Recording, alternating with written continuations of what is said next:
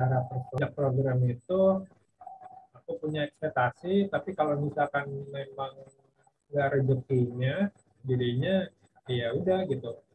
Mungkin ada sesuatu gitu di balik sebuah kegagalan. Jadi empati dan simpati kita terhadap sesama kita tuh jadi inilah lebih tajam lah gitu pada baik. Oke. Kita di sana kan nggak cuma berbagi kan, kita juga dapat pengalaman hidup dari orang lain gitu kan. Kita juga harus melihat bagian terkecil dari negara kita gitu kan. Jadi kita tahu nih kebutuhan dari negara kita tuh apa gitu kan. Gitu sih. Jadi kita juga bisa jadi patokan untuk kita bisa lebih berkembang lah ke dalam. Nasi putih tapi teh manisnya ngaku tuang. Kira pun tetap kayak dipaksa gitu lah. Ayo nggak apa-apa, enak lah, coba dituang. Ya, aku makan ya malam itu cuma pakai nasi putih aja. Kejadian yang pertama. Kejadian yang kedua, jadi di tempat rumahku ini itu dia pelihara anjing ada 2. Nah itu aku waktu itu jadwalnya aku keluar desa itu untuk buat laporan di Padang. Nah itu setelah aku pulang ke desa lagi, anjingnya itu udah nggak ada. Hari kedua aku nanya, nih kok dari kemarin nggak lihat anjingnya kemana? Aku bilang kayak gitu kan. Dia bilang sakit, dia bilang kayak gitu. Oh, dari kapan sakitnya? Udah lama itu sakit, dia bilang kayak gitu. Terus meninggal. Ya, iya, tapi sebelum meninggal udah dipotong. Jadi lauk, jadi ikan, dia bilang kayak gitu. Dimakan sama mereka. Iya, ya. Aku sempat kaget juga. Wah, gila. Padahal anjing peliharaan gitu kan, yang disayang-sayang sama dia, dikasih makan tiap hari. Tapi dimakan juga sama mereka. Jadi itu ya, Feb. Jadi ya ada yang mengesankan lah di sana. Dari dua pengalaman tadi, jadi itulah yang membuat kamu kayak rasa syukurnya tinggi ya, karena 2 pengalaman tadi itu membekas banget ya. Ya itu salah satunya sih kadang lain. Tapi yang aku merasa bersyukur tuh ada banyak faktor lah, nggak cuma itu aja. Karena dari sana aku melihat kenyataan yang ada gitu kan dalam hidup. Kita hidup di kota semuanya ada handphone, sinyal, listrik, makan juga ada, akses kemana aja udah bisa pakai mobil, pakai motor. Di sana mereka itu baru mendapatkan listrik kalau punya uang lebih. Kalau punya genset, dia baru bisa punya listrik. Kalau misalkan dia mau makan enak, dia bisa, tapi kayak ada momen tertentu lah, kayak misalnya dia melihara ayam gitu, tapi ayamnya itu nggak dipotong-potong gitu kan. Mereka lebih sayang ayam daripada anjing kayak tadi kan. Jadi menurut aku mereka sebenarnya layak lah untuk dapat yang lebih, tapi karena akses yang terbatas, jadi mereka jadi merasa terbatas gitu kan. Padahal di sana pun orang-orangnya itu menurut aku kaya gitu kan. Dia punya tanah berhektar-hektar di sana, punya sawah berhektar-hektar di sana. Tapi mereka ya nggak bisa untuk menikmatinya gitu kan. Menikmatinya cuma ya menikmati terbatas gitu. Dari sana aku bersyukur kan, aku di sini udah bisa tiap hari bisa menikmati listrik, menikmati internet, makan juga enak gitu kan. Walaupun sekarang pun aku merasa iya internet juga ada lancar gitu kan. Gitu sih kadang. Oke, itu jadi pengalaman. Kalau adaptasinya gimana, Feb, di sana? Gampang kah atau gimana adaptasimu? Kalau adaptasi di sana tuh orangnya money oriented. Apapun pasti ujung-ujungnya uang lah. Kalau bisa diuangkan lah itu semua anggota keluarga dia. Tapi aku mikir kan, aku mikir gimana nih caranya. Awal-awal juga aku kan bingung juga gitu kan, ada di lingkungan baru gitu kan. Tapi aku di sana tuh proses adaptasinya nggak lama sih. Hmm. Di bulan pertama aku udah bisa adaptasi sama mereka, orang-orang di daerah sana, di desaku. Hmm. Dengan aku nggak membiasakan ke mereka apa-apa tuh uang. Jadi aku di sana tuh mengaku sebagai orang yang membantu mereka untuk membangun infrastruktur listrik. Hmm. Tapi aku nggak membawa, kalau misalkan di sana kan menganggap kalau misalnya pembangunan itu kan proyek dan itu lahan basah. Tapi aku membawa diri aku menjadi seseorang yang cuma membantu gitu, membantu dia untuk membangun. Dan aku juga nggak membiasakan mereka untuk memberikan apa-apa uang gitu kan. Jadi semuanya itu aku kemas, jadi semua yang didapatkan tuh butuh proses gitu kan. Jadi aku bantu juga, oh ya udah mau dibantu apa gitu kan. Ini aku tiap hari ke proyek gitu, membangun membangun si KPS ini, tapi bawa juga si masyarakatnya ini gitu kan, supaya mereka tuh punya rasa tanggung jawab gitu kan. Dan aku juga jadi lebih dekat gitu sama mereka. Jadi aku menggunakan sistem ya udah kayak living gitu loh, kadamai. Jadi apa yang mereka lakukan ya udah aku ikut, walaupun aku nggak bisa gitu kan.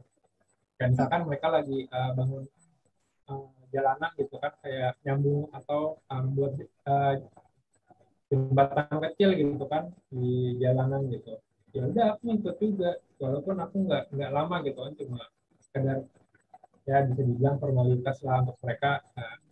Ada sisi yang menganggap oh orang ini datang nggak cuma buat uh, mengadakan proyek doang gitu kan, tapi ya udah gitu sama-sama kita bangun, walaupun aku kurang bisa untuk Hmm. melakukan itu, tapi ya udah gitu kan. Kalau misalkan karakter orang Indonesia kan ya udah diikutin, ya lama-lama dia juga akan mengikuti kita kan gitu ya. Hmm. Itu sih. Hmm. Oke, berarti kamu yang ngasih contoh ya. Jadi gak semua hal itu apa uang, uang, uang. Jadi kamu juga terlibat banget gitu di sana ya. Jadi nggak terbiasa gitu. Jadi nggak dibiasain Iya, apa-apa uang. betul. Keren-keren dari awal ya. Jadi udah kayaknya gini deh gitu ya. Iya. Hmm. Dan aku kan juga kayak kayak di sana mensiasatinya, kayak misalkan di sana ada sekolah, sekolahnya itu gurunya itu nggak mencukupi gitu kan. Kayak kelasnya dari kelas 1 sampai kelas 6, ada satu kelas, tapi gurunya cuma 3 gitu. Jadi pengajar itu kurang. Jadi aku ya udah Ngajar. rela aku membantu mereka dan yang mengajar. Mereka kan jadi merasa oh orang ini tuh ada empatinya lah. Hmm. Empatinya ya udah nggak usah digaji, yang penting uh, aku bisa membantu mereka, ya udah. Jadinya kan mereka kayak oh ya udah nih orang ya memang istilahnya nggak punya duit gitulah, yang penting bisa mengikuti mereka lah. Iya. Iya benar-benar. Jadi tenaga, pengetahuan, pokoknya nggak dibiasain tentang uang mulu. Jadi selain itulah waktu, tenaga juga kan berarti pengetahuan juga kan dikontribusiin di sana. Iya betul. Nah, Feb, apa sih yang bikin beda nih kamu Iya iya. sebelum yang bikin beda kamu sebelum Patriot Energi sama sesudah Patriot Energi? Tadi udah disebutin satu kayak rasa bersyukur. Selain itu ada lagi nggak yang buat kamu beda nih secara personal? Secara personal, dari dulu memang aku diajarkan untuk tidak memandang orang dari vitalnya, atau Hmm. dari latar belakang orang lain. Tapi semenjak aku ikut dan setelah selesai program itu, rasa empati aku jadi semakin tinggi. Jadi aku berteman juga dari dulu emang sama siapa aja, tapi kalau sekarang tuh jadinya kayak memang gak memandang itu, siapapun aku temenin. Udah tuh kayak demanding aku juga jadinya kan orang kan kalau misalkan ya kayak orang kota kan demanding ya, kadang ya Hmm. apa apa mau harus di ngoyo gitu, ayo gua harus dapat, ayo gua harus dapat gitu kan, punya Hmm. ekspektasi tinggi, tapi kalau misalnya ekspektasinya itu nggak tercapai, Siapa? jadinya kecewa kan. Hmm. Iya. Ya kalau aku sih semenjak semenjak program itu aku punya ekspektasi, tapi kalau misalkan memang nggak rezekinya, jadinya ya udah gitu, mungkin ada sesuatu gitu di balik sebuah kegagalan kayak gitu sih kalau aku sekarang, jadi nggak terlalu ngoyo lah. Hmm. Oh, kalau dulu tuh kayak apa-apa kayak ambisius gitu ya, kayak ini goalnya, ekspektasinya kayak gini harus tercapai. Kalau sekarang kayak lebih slow gitu ya. Iya, Oh, iya, jadi let it flow lah, jadi iya. nggak terlalu ngoyo gitu lah. Hmm. Oh, itu kamu sebelum sama sesudah ikut Patriot Energi. Nah, kalau untuk kayak anak-anak muda kota, program kayak gini tuh cocok gak sih, Pep, menurutmu? Kan kamu nih anak kota nih. Ya, ya emang emang anak kota kan maksudnya. Sebenarnya ini program ini butuh ya untuk orang-orang di perkotaan, tapi Hmm. mungkin aku nggak mengkoreksi juga yang punya gagasan pemikiran ini, tapi mungkin promosinya itu kurang, kayak maksudnya kalau misalkan program-program yang ada gitu kan, karena kayak ada apa namanya brand ambassador lah kayak gitu, kayak ada Hmm. sesuatu orang yang jadi influencer, dia menggembor-gemborkan kabar ini, dan mereka itu jadi contoh gitu kan, Hmm. jadi ya harus lebih dikencangkan lagi lah untuk programnya. Hmm. Apalagi sekarang katanya dapat kabar kalau Patriot Energi ini ada lagi ya tahun ini ya, Enggak dan tahu. udah berjalan kan. Ya semoga aja ya maksudnya. Iya, Hmm. harusnya sih hmm, ya perlu ada sih, tapi sekarang sih kayaknya lebih banyak peminatnya sih daripada dulu. Menurut aku sih antusias pemuda-pemuda yang sekarang, Hmm. khususnya anak teknik ataupun yang non teknik pun mempunyai ketertarikan sih untuk program ini Kadamai. Hmm. Berarti Yang cocok-cocok penting aja ya. sih iya, yang penting sih konsisten sih. Kayak misalkan ya jangan dilengkap-lengkap kayak program. Kayak misalkan paket pertama, 1 tahun lagi paket kedua, nah ini baru paket ketiga, nanti paket keempatnya nggak tahu tahun kapan. Jadi Oh. orang tuh kayak mencari informasinya tuh agak sulit kan jadinya. Hmm. Karena nggak tahu tiap Dan tahun ada ya. Hmm. iya, menurut aku juga kalau misalnya ada program ini, generasi-generasi muda jadi mandiri sih. Ya, kalau misalkan ikut program itu kan banyak lah dari teman-teman patriot satu, patriot kedua, itu kan nggak pandang dulu ya, mau orang kayak yang punya gitu kan, latar belakang ekonominya yang bagus, latar belakang ekonomi yang kurang bagus, cuma itu dikumpulkan jadi satu keluarga gitu kan. Jadinya menurut aku ya jadinya nggak pandang bulu lah mereka-mereka ya, yang mungkin orang-orang di kota, anak-anak di kota yang hidupnya semua yang ada yang hedon gitu kan, jadi Hmm. uh, menjadi mandiri lah intinya, jadi hidupnya jadi lebih mandiri, itu Hmm. sudah damai, Hmm. jadi memang harus tetap ada Hmm. program ini. Oke, berarti harus tetap ada dan emang cocok untuk anak-anak kota ya, biar lebih belajar. Bukan untuk hanya orang kota aja ya, maksudnya buat pemuda-pemudi juga sih maksudnya ya. Iya, apalagi Mm. sekarang kan di orang-orang di perkotaan kan banyak tuh yang uh, punya program sendiri gitu kan, jadi social planner, atau misalkan mereka ini mau membantu banyak orang tapi bingung gitu kan mau ke mana gitu kan, Hmm. bantu orangnya gitu kan. Kalau sekarang kan jadinya kalau misalnya ada Patriot Energi ini kan mereka jadi terarah kan, yang Hmm. awalnya itu program gitu kan, siapa tahu mereka punya program-program jadi connected sama teman-teman yang satu visi, satu misi, jadinya membuat satu komunitas gitu kan. Jadi ya punya komunitas sosial sendiri gitu kan. Terlepas nanti setelah program Patriot ini berjalan gitu kan, sudah berakhir, jadi mereka punya komunitas sendiri gitu. Misinya mereka yang satu itu gitu. Oke, jadi itu alasan kenapa anak-anak muda harus ikutan Patriot, bukan harus ya, boleh dicoba ikutan Patriot Energi. Kalau ada tahun ini, ya kan? Kalau ada. Iya, betul. Betul, betul. Nah, Pep, satu kata untuk mentawai apa sih? Mentawai itu indah. Indah. Karena Mentawai itu menurut aku daerah yang belum banyak dijamah orang, dan orang juga belum tahu Mentawai itu apa sih. Nah, setelah dikasih tahu gitu kan, kalau misalnya ditanya, aku sih sering ditanya sih, kayak misalkan udah pernah jalan-jalan jauh ke daerah yang terjauh di mana gitu, mungkin Mentawai gitu. Mereka tuh pada nggak tahu gitu Mentawai di mana.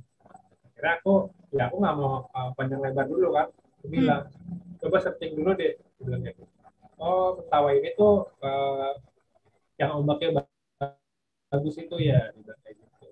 Yang dulu tuh pernah didatengin sama si almarhum Pawal Markar ya gitu. Baru dia bilang, oh iya iya tahu-tahu tuh nih, dulu pernah pernah sempat terkenal nih karena ombaknya bagus gitu. Itu sih kadang main, memang di sana tuh pantai-pantainya bagus, tapi memang belum inilah, belum ke publish. Mereka tuh sukunya banyak, marganya banyak gitu. Jadi kayak perpaduan antara Kalimantan sama Batak. Jadi mereka tuh di, di 3 pulau itu banyak banget itu kayak apa namanya, marga-marga ya beda-beda gitu. Kayak orang Batak lah di sana, marga-marganya yang aneh-aneh gitu lah. Kayak yang kita nggak tahu, bukan aneh sih, kayak kita nggak tahu gitu kan marga orang Batak tuh sebanyak apa gitu kan. Sama kayak di situ, di Mentawai itu ininya banyak, marganya tuh banyak. Oke. Berarti tadi tuh indah, nggak hanya alamnya, juga kan sukunya, budayanya juga kaya ya. Termasuk kan indah itu. Iya. Ya, sama toleransinya juga indah menurut aku. Oh, oke. Toleransinya juga indah. Oke, Pep. Ya, karena aku dapat pengalaman di sana. Aku kan memang minoritas di dalam minoritas lah. Jadi ya aku di sana tuh mayoritas tuh ke gereja gitu. Nah, di minggu pertama aku tuh diajak gitu kan, karena aku waktu itu tuh di sana tuh ada namanya hari pasar di sana, hari Rabu dengan hari Minggu. Hari pasar itu harinya kapal itu berangkat dan masuk ke Mentawai untuk bawa produk-produk atau barang-barang yang dijual di pasar. Nah, pas hari Minggu, aku masuk tuh hari Rabu ke desa itu. Nah, itu di minggu pertama, aku tuh di hari Sabtu lah, hari Sabtu aku diajak sama adalah pemuda di sana, kayak ayo kita ke gereja gitu, kayak gitu. Terus aku bilang, aku nggak ke gereja, dibilang kayak gitu, karena agama aku memang nggak ke gereja, gitu. Oh ya udah nggak apa-apa, dibilang kayak gitu, ikut aja ibadah, dibilang kayak gitu. Itu salah satu proses adaptasiku lah untuk mendekatkan aku dengan orang-orang di sekitar desa itu. Ya udah, akhirnya minggu pertama tuh aku nggak ke gereja. Akhirnya minggu-minggu selanjutnya aku ke gereja, walaupun aku nggak ngerti bahasanya mereka, karena mereka punya bahasanya sendiri kadang Mai. Pakai bahasa daerahnya ya. Iya, pakai bahasa Mentawai gitu. Itu sih makanya aku menganggap toleransi yang mereka tinggi dan toleransi mereka itu indah, karena itu dia nggak memandang perbedaan, ya udah semua dirangkul jadi satu, ya sebagai keluarga gitu. Ya udah yang yang tinggal di sana walaupun pendatang itu dianggap saudara sama dia. Seperti itu sih kadang main. Oh iya ya, apalagi kan kalau minoritas kan awal-awal mungkin bingung ya, kayak nolaknya gimana gitu, terus kayak ngejelasinnya juga gimana ya, kan awal-awal ya maksudnya. Iya benar. Akhirnya jadi saling Benar. belajar juga ya. Iya sering belajar. Kayak aku tuh sebenarnya bukan ke gereja tapi nggak ke masjid juga aku bilang gitu. Hmm. Iya nggak apa-apa kan Tuhan itu satu dibilangnya gitu, berdoa di mana aja gitu. Ya udah ikut aja dibilang gitu. Kita tiap minggu ke gereja gitu kan, ke gereja aja dibilang gitu. Hmm. Ini ya jadi membekas juga ya. Pengalaman tadi juga Iya. sangat membekas. Oke. Nah, ini mungkin buat pemuda-pemuda nih yang lagi nonton ini misalkan nanti, kenapa sih kita harus ke pedalaman gitu? Hal-hal apa sih yang bisa kita dapetin nih selain keindahan tadi, melebur bersama masyarakat? Ada lagi nggak hal-hal yang kayak kamu tuh ke pedalaman dapet ini loh gitu misalkan? Nah kita kan udah belajar nih di kota 12 tahun kan, Hmm. hal yang normal. Eh, 2 tahun TK, terus SD SD 6 6. tahun, 8 tahun kan, 8 tahun, terus SMA 3 tahun, dan 11 tahun. Ya kan? 11 tahun sama pas kuliah 4 tahun, itu pun kalau normal kan. Iya. Nah itu udah cukup banget kan, 15 tahun sampai 17 tahun kita belajar di kota. Kenapa kita nggak coba untuk menyebarkan gitu, atau berbagi gitu, berbagi ilmu ke orang kurang beruntung seperti kita, dan kita juga belajar dari mereka untuk rasa bersyukur yang cukup aja, nggak usah tinggi-tinggi gitu kan, apa serba cukup untuk hidup gitu kan. Jadi empati dan simpati kita terhadap sesama kita tuh jadi inilah lebih tajam lah gitu pada baik. Oke. Kita di sana kan nggak cuma berbagi kan, kita juga dapat pengalaman hidup dari orang lain gitu kan. Kita juga harus melihat bagian terkecil dari negara kita gitu kan. Jadi kita tahu nih kebutuhan dari negara kita tuh apa gitu kan. Gitu sih. Jadi kita juga bisa jadi apa ya, patokan untuk kita bisa lebih berkembang lah ke dalam. Oke. Itu belajar empati karena di sekolah udah kita dijejalin banyak selama 15 tahun ya. Saatnya belajar di lapangan. Oke. Mungkin ini pertanyaan terakhir kayaknya ada jam 9. Nah, ini pesan-pesan untuk yang nonton nih. Apa dari kamu nih? Kita setinggi langit kalau kata orang-orang. Tapi jangan lupa untuk selalu mengejarnya, jangan cuma ya cita-cita aja gitu kan. Banyak kan orang-orang sekarang kan ya udah cita-cita tapi untuk effortnya itu ya selalu berharap lah sama orang. Jadi gitu. bercita-citalah. Jadi intinya setinggi langit, tapi jangan lupa untuk lari ke depan, jangan lari di tempat. No, lari di tempat. Oke. Sip. Jadi bercita-citalah setinggi langit, tapi jangan lari di tempat. Betul. Soalnya ya pemuda sekarang jangan sulit untuk berbagi lah, damai. Soalnya setiap orang mempunyai keahlian sendiri-sendiri, dan kita juga perlu berkolaborasi supaya ya majunya satu-satu, bergerak bersama lah. Oke. Salam kolaborasi. Oke, Pem. Udah nih paling kayak gitu. Iya, kadang main. Oke, Pem, paling kayak gitu yang aku tanyain. Paling gitu ya, pemuda-pemudi itu cobalah belajar keluar, maksudnya jangan hanya diam di tempat, belajar hal-hal yang belum pernah dipelajari lah di sekolah ya. Betul. Keluarlah dari zona nyaman. Asik. Oke, gitu Pep. Mungkin makasih ya waktunya. Iya, makasih juga Kak Damai. Iya. Oke deh. Oke, Kak Damai. Makasih ya atas kesempatannya juga.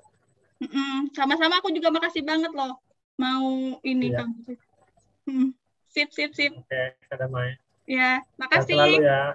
Iya, Pep.